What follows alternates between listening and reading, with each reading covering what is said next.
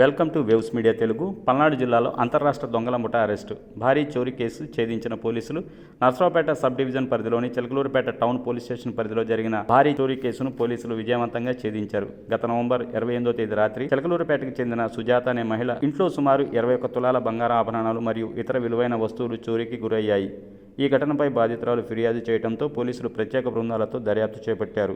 దర్యాప్తులో రాజస్థాన్, ఉత్తరప్రదేశ్, హర్యానా రాష్ట్రాలకు చెందిన అంతర్రాష్ట్ర దొంగల ముఠాని ఈ చోరీకి పాల్పడినట్టు గుర్తించారు. ఈ ముఠాపై దేశవ్యాప్తంగా 15కు పైగా చోరీ కేసులు నమోదయ్యాయని తెలిపారు.